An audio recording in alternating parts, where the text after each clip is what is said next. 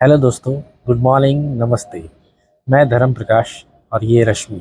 इसी से आप तो वाकिफ़ हैं, हम उससे भी होंगे। बट आज हम लोगों ने एक सोचा है कि एक वीडियो बनाया जाए जो हमारी शादी के 5 साल की जर्नी एंड हमारे बच्चे, उस बीच में जो हमारे फेज आए, सारी चीज़ को इंक्लूड करके हम लोगों ने सोचा है कि आज हम लोग एक वीडियो बनाएं।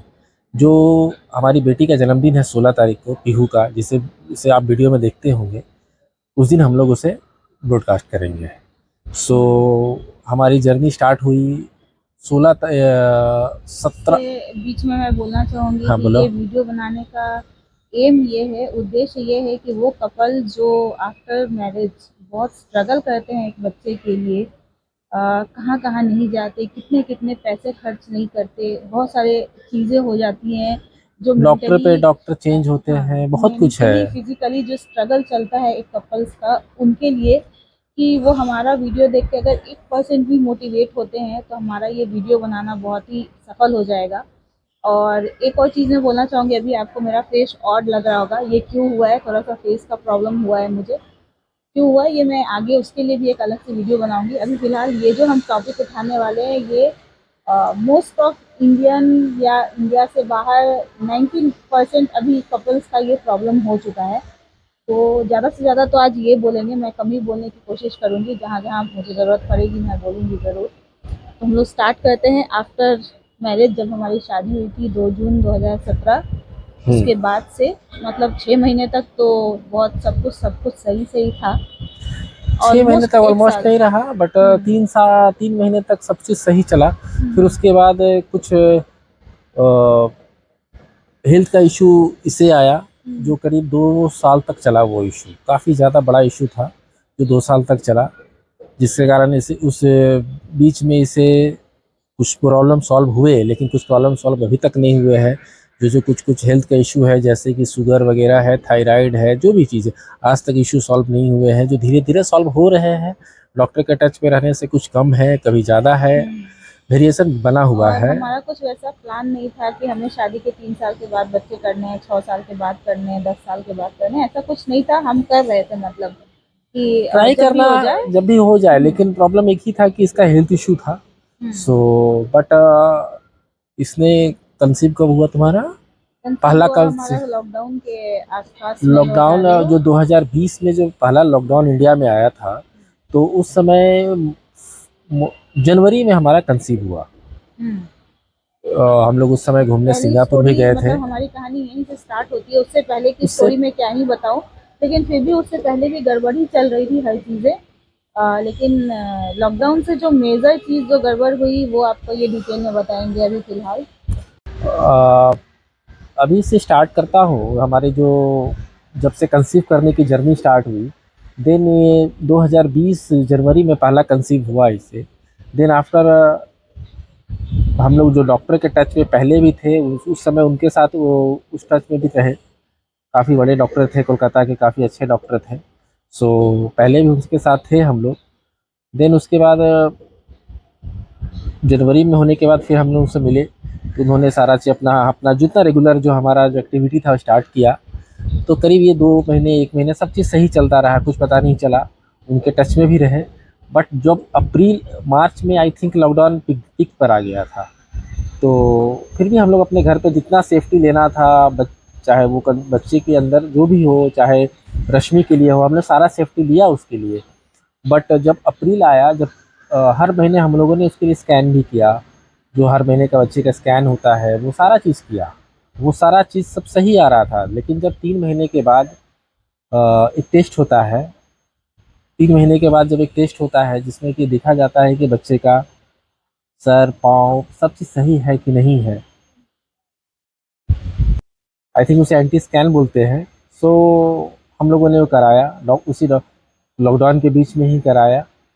तो हम लोग खुश भी थे कि चलो सारा चीज़ सही चल रहा है। बट जैसे ही हमने, उसके पहले तक डॉक्टर ने भी कुछ नहीं बताया कि क्या हुआ कैसे हुआ। उसके लास्ट 15 दिन तक भी सब उनके डॉक्टर के अकॉर्डिंग में सब सही चल रहा था, कोई इशू नहीं थी। बट जैसे आफ्टर 3 मंथ एंटी स्कैन की बात आई, तब हमने डॉक्टर को कॉल किया, तो उन्होंने कहा कि आप आ जाओ एंटी स्कैन के लिए। लॉकडाउन में तो सारा चीज़ बंद था, लेकिन फिर भी हम लोगों ने उन्होंने बताया कि आप यहाँ आ जाओ। हम लोगों ने गए, सो जाने के बाद उन्होंने एंटी स्कैन किया। जब एंटी स्कैन किया, इसका जब एंटी स्कैन चल रहा था अंदर पे, देन बाहर से मुझे कॉल आया कि आप एक बार अंदर आ जाइए। मैं जब इसके साथ अंदर गया तो मैं देखते रह गया।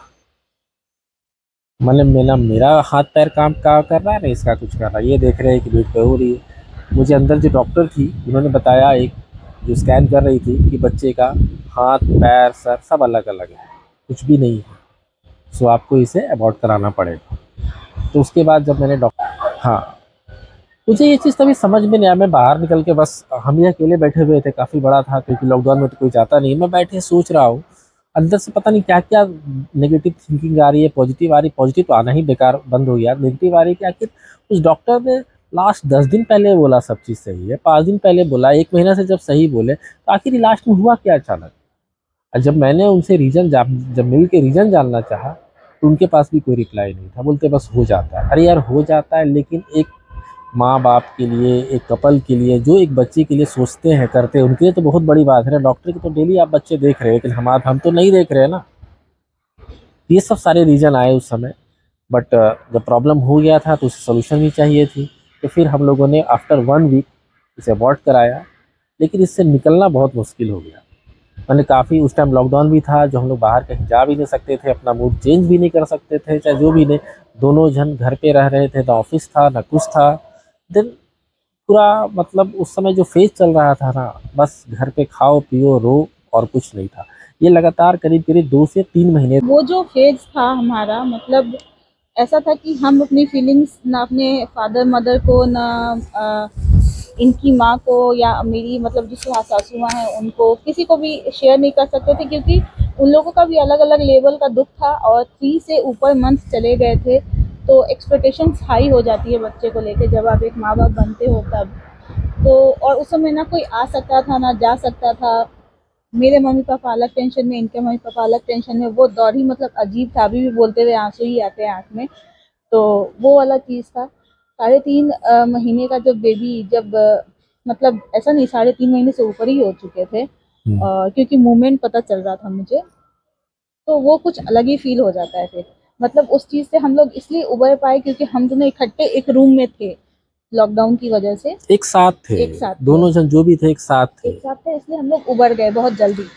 क्योंकि इनका नेचर हमेशा से रहा है सपोर्ट का, हमेशा इन्होंने सपोर्ट किया है।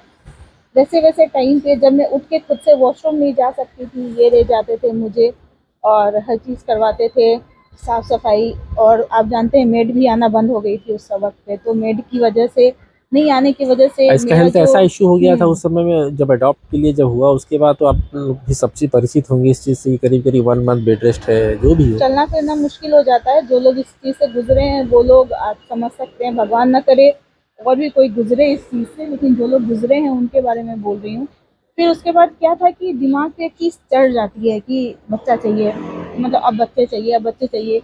आसपास के लोग, आपके माँ बाप तो आपको समझते हैं, ठीक है, क्योंकि उनको पता होता है हर चीज़ सिचुएशंस। मैं गलत नहीं बोलूँगी दूसरों को भी, लेकिन जब दूसरे ये बोलते हैं कि अरे ये तो सिर्फ वीडियो बनाने में बिजी रहती है, सिर्फ घूमती है, इसको बच्चा नहीं चाहिए, ऐसा नहीं होता है। आप किसी को बुक के कवर को देख के, आप बुक के अंदर स्टोरी क्या है उसको आप नहीं बता सकते। लोग कितने दुख में हैं आप नहीं देख सकते जब तक आप उनको नहीं जानते। तो एक चीज़ तो है कि आप किसी को ऐसे जज मत किया कीजिए कि अरे वो तो सिर्फ घूम रही है, सिर्फ वीडियो बना रही है, उसको बच्चा नहीं चाहिए। ऐसा नहीं है भाई।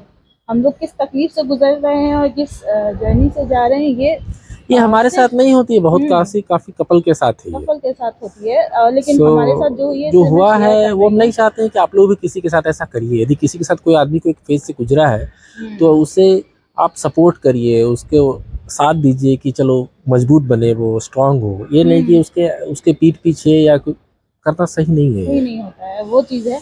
हाँ, हमारे मम्मी पापा का हमारे साथ सोचिए तो आशीर्वाद था, ब्लेसिंग था कि हम लोग बहुत जल्दी निकल गए इस चीज़ से। कभी भी और वो लोग कभी किसी चीज़ के लिए फोर्स नहीं किए। आप लोग हम लोग को समय दिए, हर चीज़ के लिए सपोर्ट किए कि आप तुम लोग को जो मन है वो करो। ये हमारे फैमिली के साइड से कभी नहीं हुआ। कभी लेकिन नहीं। फैमिली के बाहर के लोगों में ज़्यादा ये था। और फैमिली ऐसे वाले एक दो बहुत। निगेटिव लोग आपको आपकी फैमिली में मिल ही जाएंगे, ऐसा कुछ नहीं है कि नहीं मिलते, लेकिन एक दो लोग ऐसे मिल ही जाएंगे आपको खैर, जो हमेशा निगेटिव ही बोलेंगे। ये उसके बाद एक चीज़ ख़त्म हुआ, हम्म जो मैं बोलता हूँ। उसके बाद सब चीज़ ठीक चल रहा था। ये अप्रैल की बात है। मई चला, जून चला, जुलाई चला, देन लॉकडाउन भी थोड़ा ख़त्म हुआ, ऑफिस भी खुला, हम लोग दिनचर्या में आने लग गए सारी चीज़। अगस्त हुआ, देन सितंबर में इसने फिर कब से कंसीव किया ये मतलब मेरे दिमाग। ऊपर फिर ना वो मेंटली प्रेशर होने लगा कि अब तो मुझे चाहिए, क्योंकि मैंने वो स्वाद चख लिया था, माँ बनने वाला जो स्वाद होता है। मतलब सिंपल भाषा में बोलूँ तो मुझे लगा था कि अब तो चाहिए, बस चाहिए, कहीं से भी हो जाए। तब मैंने ये नहीं सोचा कि आप जितना बॉडी से अपना एक्सपेक्टेशन कर रहे हो उतना आपको नहीं करना चाहिए, उतने बॉडी को आपको प्रेशराइज नहीं करना चाहिए जितना मैंने किया उन 3 महीनों में, कि मुझे चाहिए चाहे उसके चाहिए। लिए कुछ भी करना हाँ, पड़े, ऐसा नहीं है, चाहे वो दवा हो। मैं हर दिन जाती थी स्कैन के लिए कि जब मेरे डेट्स आते थे पीरियड्स के, तो मैं हर दिन जाती थी स्कैन के लिए आफ्टर 7 डेज, कि कब मैं ओव्यूलेट हो रही हूँ, कब मुझे कंसीव करना। मतलब एकदम वो वर्कलोड जैसा होता है ना, इनका अलग से वर्क स्टार्ट था, लेकिन मेरा भी साथ साथ में वो वर्क स्टार्ट था कि अरे आज मतलब है ओव्यूलेशन डे है, आज ऐसा करना है, आज वैसा करना है। और जब हर मंथ में फेल होती थी तो वो अलग सा एक दुख होता था। आगे की कहानी आपको यही बताएंगे सितंबर में जब मैंने कंसीव किया उसके सितंबर बाद में जब से। इसने कंसीव किया तो चलिए फिर से हल्का सा खुशी हुआ बात को कि चलिए कंसीव हुआ। हाँ, एक बात और, मुझे कंसीव करने में प्रॉब्लम नहीं होती थी कभी भी नहीं, मैं कंसीव हमेशा करती उसके रही। बाद क्या हुआ कि पता नहीं क्या बोलूं, स्कैन कराया डॉक्टर से। उस समय भी लॉकडाउन से खत्म नहीं हुआ था, मतलब क्या, पार्शियली चल रहा पार्सली था। चल ही रहा था, आप लोग को ही पता ही होगा। सो जब हम लोगों ने फिर से स्कैन करवाया, डीपली वाला क्या होता है उसे क्या बोलते हैं, हाँ, 2020 का अक्टूबर। अक्टूबर में, तब पता चला कि वो इटॉपिक प्रेगनेंसी है। टॉक्सिक प्रेगनेंसी क्या होती है ये मैं आपको बताती हूँ, जो लोग जानते हैं वो लोग ठीक है, जो लोग नहीं जानते वो मैं बताती हूँ। जब एक बच्चा कंसीव होता है तो माँ के ओवरी में आके वो डेवलप होता है, तो वो ओवरी से ना आके मेरा वो फिलिपन ट्यूब में अटक गया, ट्यूब में जाके वो बेबी अटक गया। तो वो बहुत खतरनाक होता है, कभी कभी ऑन स्पॉट मदर की डेथ हो जाती है अगर ट्यूब फट जाता है तो। और कभी कभी सक्सेसफुल ट्यूब आपको हटाना पड़ जाता है, फिर आप कभी मदर नहीं बन सकते एक बन ट्यूब सकते से। हैं, एक ही रहता है, एक लेकिन ट्यूब बच चांसेस जाए, बहुत कम हो बहुत जाते हैं, कम ऐसा हो नहीं, जाता है दो में से एक चांसेस। बच जाता है।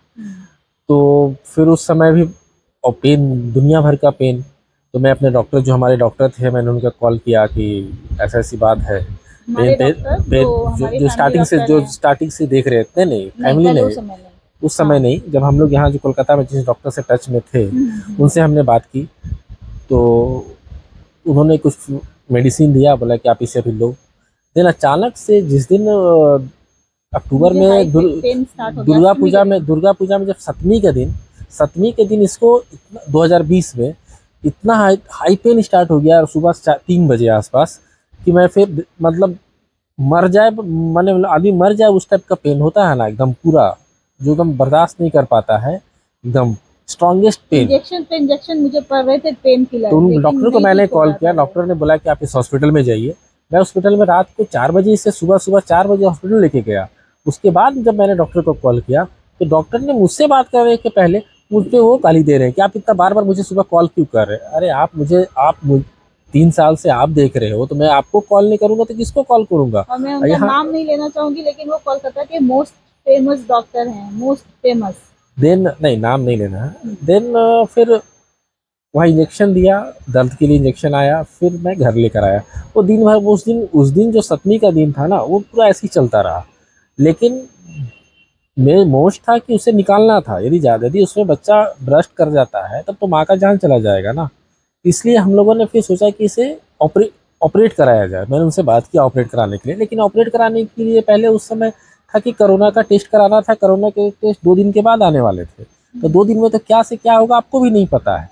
मैं उनको रिक्वेस्ट किया कि आपको पता है, जो अर्जेंट है, जो इमरजेंसी वाला है, वो टेस्ट करके आप इसे ऑपरेट करिए। लेकिन वो डॉक्टर दशहरा में करने को रेडी नहीं, बोले कि जो भी होगा 10वीं के बाद होगा। लेकिन 10वीं के बाद होगा तो 3 दिन में आदमी बचेगा नहीं बचेगा, ये सेकंड सवाल है ना। लेकिन उन्होंने हमारी एक नहीं मानी। देन हम लोग आराम से शाम में फिर घर आए। उस मैं समय मेरी उस समय, मासी आई हुई थी यहाँ पे किसी कारण की वजह से, वो मैं यहाँ मेंशन नहीं करूंगी। हाँ, हाँ, तो वो आई थी तो यहाँ उन्होंने। एकदम पूरा सपोर्ट चला गया, कोई कुछ नहीं मिला। मैं हर कम से कम उस दिन कुछ नहीं तो कम से कम 6 से 7 हॉस्पिटल, कुछ अलग अलग डॉक्टर की, चलो कोई भी ऑपरेट करे, कोई भी सही करे, तो कब ये ब्रस्ट हो जाए, कब फट जाए, किसी को कुछ सब पता लोगों नहीं। ने बस निगेटिव बोला, सब नेगेटिव डराया। बोला। कोरोना टेस्ट लाइए, ये लाइए, मतलब उस दिन मैं करीब करीब 5 से 6 घंटे से हॉस्पिटल घूमता चला गया। देन हम लोग जब घर पे बैठे आके कि रात में कि अब क्या किया जाए, अब तो कुछ उपाय हो नहीं रहा है। उस समय मेरी मासी आई थी, उन्होंने बोला कि एक बार क्यों ना पटना में तुम दिखा लेती हो, लेकिन हम लोग फिर भी पटना जाने के फेवर में नहीं थे, क्योंकि ट्यूब था, कभी भी फट सकता था। तो हम देन लोगों को लगा कि जाते जाते ऐसा ना हो कि कुछ हो जाए। मतलब फिर इनकी हिम्मत थी जो मैं पटना जा सकी, और सजेशन उसके उनका बाद था। हमने, पटना में डॉक्टर है मिस्टर अमरदीप सिंह, हाँ, हॉस्पिटल हॉस्पिटल क्या नाम है उनका? Oxygen hospital. Oxygen hospital Rajendra Nagar में। हम्म। तो उनसे वो मैंने हमारे फैमिली डॉक्टर है, फैमिली मेरी डॉक्टर, मम्मी की ट्रीटमेंट वही करते हैं, शुगर वगैरह की। मतलब फैमिली डॉक्टर समझिए, जो भी लोग, बस मेरी ज़्यादा नहीं, मदर इन लॉ भी बीमार पड़ी तो उसके बाद में वो भी वहीं पे ट्रीट हुई। मतलब वो उस टाइप के डॉक्टर हैं, तो हम लोगों ने वहीं पे कंसल्ट किया, फिर ये बताएंगे आपको। तो मैंने उनसे कंसल्ट किया। तो कंसल्ट करके उन्होंने बोला कि जितना जल्दी हो सकता है आप उन्हें यहाँ ले आइए। सो फिर मैंने रात को ही सुबह का फ़्लाइट 5 बजे का पटना के लिए लिया। करीब 6:30 बजे आसपास हम लोग पटना पहुँचे। मैं उस समय से व्हील चेयर पे एयरपोर्ट पे लेके गया। अष्टमी था उस दिन। अष्टमी था उस दिन, अष्टमी था 2020 में, दुर्गा पूजा का। हम्म। उसके व्हील चेयर से मैं इसे लेके गया। इसे फ्रंट वाले सीट मैंने प्रोवाइड करवाए किसी तरह करवा के, ताकि टिकट तो इमरजेंसी में लिया था तो सीट तो फुल ही थे, अभी दशहरा का समय था, इमरजेंसी में करके मैंने उसे फ्रंट सीट दिया। उसमें आराम से रहे। देन उसके बाद वहाँ से किसी तरह 6:30 बजे सुबह हम लोग हॉस्पिटल फिर पहुँचे पटना। और पेन ऐसा कि मैं एक्सप्लेन नहीं कर सकती, और आप सोच नहीं सकते उस लेवल के पेन को। लेकिन मैं इनका शक्ल देख के, कभी अपनी मम्मी का शक्ल देख के, कभी अपने पापा का शक्ल देख के, मतलब थोड़ा सा बर्दाश्त करके थी कि किसी को ये फील ना लगे कि मैं बहुत ज़्यादा कष्ट में हूँ। बहुत सारी चीज़ें जो आप अपने माँ बाप से भी शेयर नहीं कर सकते, क्योंकि उनका भी लेवल दुख का अलग होता है। मेरी सासू मॉम अलग से परेशान थी रांची में, वो अलग रोना धोना, फिर इधर अलग रोना धोना। उस बीच में अगर आप रोने लगते हो तो थोड़ा सा कमज़ोर हो जाते हैं लोग। इसलिए मैं थोड़ा सा स्टेबल थी, बर्दाश्त करके थी। चलो स्टॉप करो। उसके बाद मैं सुबह सुबह उनके हॉस्पिटल पहुंची, ऑक्सीजन हॉस्पिटल जो राजेंद्र नगर में है, वहां पहुंची। और उन्होंने सर्जन वगैरह सब इंतजाम करके रखा था, क्योंकि ऑपरेट करके ट्यूब को हटाना ही था, और कोई दूसरा ऑप्शन नहीं था हमारे पास। तो सब चीज़ें चल रही थी, और मैं बस रेडी ही थी जाने के लिए ओटी में, कि अचानक से वहीं पे मेरा मिसकैरेज हुआ। मतलब वहीं पे कैसे मैं उसको एक्सप्लेन करूँ, ऑपरेट करने की ज़रूरत नहीं पड़ी, वो मिसकैरेज हो गया बेड पे ही, हॉस्पिटल के बेड पे ही। तो जो डॉक्टर थे, क्योंकि हमारे फैमिली डॉक्टर थे, बहुत अच्छे डॉक्टर हैं वो, तो उन्होंने बोला कि हम वेट करते हैं, जब यहाँ पे मिसकैरेज हो चुका है, ब्लीडिंग होने लगी है, तो वेट करते हैं क्यों ट्यूब को काटा जाए। उन्होंने, जो सर्जन आया था, सारी तैयारी हो चुकी थी, उनको वापस भेज दिया। आई नो उनके लिए बहुत डिफ़िकल्ट रहा होगा भेजना, सारी चीज़ों को वापस कर देना। और सर्जन, क्योंकि यहाँ पे हर डॉक्टर है जो कमाने के लिए बैठा है, और इससे ऐसे में उन्होंने ये डिसीजन लिया कि नहीं, अब वेट करते हैं। मेरे पापा भी थे वहाँ पे, उन्होंने भी बोला वेट करते हैं, इन्होंने भी बोला कि वेट करते हैं। हमने वेट किया, ब्लीडिंग चलती रही 3 दिन, 4 दिन, 5 दिन। इस बीच, ब्लीडिंग के बीच, पेन के बीच, मेरा हर एक दिन स्कैन होता रहा, वो भी होश में। जब वो मशीन डालते थे, आप इमेजिन भी नहीं कर सकते हो वो दर्द। चलता रहा कि अभी भी 10% बेबी बचा है ट्यूब में, 2% बचा है ट्यूब में। इस ऐसी चीज़ें होती रही। तब जाके लगभग 1 वीक के बाद मुझे कंटिन्यूअस इंजेक्शन पड़ते रहे, हाई डोज के, पेन किलर के, बहुत तरह के इंजेक्शन पड़ते रहे। उसके बाद जाके पता चला कि ट्यूब से बेबी निकल गया। लेकिन तब तक ट्यूब ऐसा हो चुका था, मेरा बल्कि हो चुका था, जो कि 45-50 के एज में हो जाता है, वैसा हो गया था। मुझे कंप्लीट रेस्ट करना था, कंप्लीट रेस्ट करना था। और अगेन हमारा बच्चा जा चुका था, एक बार पहले भी जा चुका, अभी भी जा चुका, ये दूसरी तीसरी बार चल रहा था। तो मेंटली तो आप इमेजिन भी नहीं कर सकते हो किस लेवल का स्ट्रेस था। उसके बाद 2 महीने तक, मुझे 3 महीने तक रेस्ट करने के लिए बोला गया। इस बीच मेरी मदर इन लॉ बीमार पड़ गई दिसंबर में। ये सब सारा चीज़ तो अक्टूबर में, अभी आप इसने जैसा बोला कि सारा चीज़ जो भी था हमारा पटना में, ये सब सारा चीज़ हॉस्पिटल अक्टूबर में तो सारा चीज़ ख़त्म हो गया। फिर उस समय हमारे वो डॉक्टर का बहुत सपोर्ट मिला, मिस्टर अमरदीप का। क्योंकि दूसरे डॉक्टर रहते तो सब क्या सोचते कि मैं ऑपरेट कर देता हूँ, मुझे पेमेंट मिल जाएगा, उनको क्या मतलब था कि वेट करे नहीं करे। लेकिन उसमें उन्होंने काफ़ी सपोर्ट किया, जिससे हमें लोगों को काफ़ी मतलब फ़ायदा मिला, अंदर से हम लोग स्ट्रांग बने। देखा जाए तो एक मल्टी स्पेशलिस्ट हॉस्पिटल है, जिससे कभी भी आप जा सकते हैं वहाँ पटना में भी जो लोग हैं, तो कभी भी यदि ऐसा कोई सिचुएशन आए, चाहे कोई भी सिचुएशन आए, ऐसा नहीं कि सिर्फ प्रेगनेंसी का, जो एनी टाइम, वो मैं बहुत सजेस्ट करता हूँ। क्या कि हमारे साथ एक और केस हुआ। केस होने से पहले क्या हुआ कि हम लोग जब, नहीं उस समय नहीं, उसके बाद माँ का हुआ ना, उस समय क्या हुआ कि जब 2 महीने गुजर गए, मतलब जब छठ आया, इस दशहरा के बाद जब छठ हुआ आया, छठ हमारे छठ पूजा हुई। अच्छा इसको काट देना, रुक जाओ। जब अक्टूबर में ये सब सारा चीज़ फिर ख़त्म हो गया, तो फिर से हम लोग कोलकाता आ गए। देन दिसंबर में हमारे साथ एक छोटा सा इंसिडेंट, और छोटा सा क्या, सबसे बड़ा इंसिडेंट और हुआ कि मेरी माँ बहुत ज़्यादा बीमार हो गई। नवंबर से लेके जो बीमार हुई, उसके बाद दिसंबर में हालत ज़्यादा ख़राब हो गया। देन उसके बाद फिर हमने क्या किया कि रांची में भी कोई हॉस्पिटल मैंने दिखाया उखाया, लेकिन फिर लगा कि मन में एक आया कि चलो वहाँ जाके हम लोग एक बार फिर से पटना ही चलते हैं, क्योंकि लास्ट टाइम मेरा पॉजिटिव सेंस आ रहा था उस हॉस्पिटल को लेके। तो हम लोगों ने लास्ट 1 तारीख को फिर वहाँ एडमिट किया माँ को। देन 1 मंथ में फिर से सारा चीज़ ओके हो गया। तो उसके बाद हमारे पास 2 महीने का ये फेज आ गया माँ को लेके, जिसमें हम लोग बिजी रह गए, और सबसे बहुत ज़्यादा प्रॉब्लम था उसमें, ऐसा नहीं था। करीब 1 मंथ आईसीयू में रही। उसके बाद हम लोग जब जनवरी से कोलकाता में, फरवरी से आए ना, फरवरी से हम लोग जब कोलकाता में शिफ्ट आए, आराम से अपना दिनचर्या में बिजी हो गए, सारे लोग ऑफिस है इसकी अपनी जो भी जर्नी है, सब लोग उससे बिजी हो गए। देन उसके बाद हम लोगों ने फिर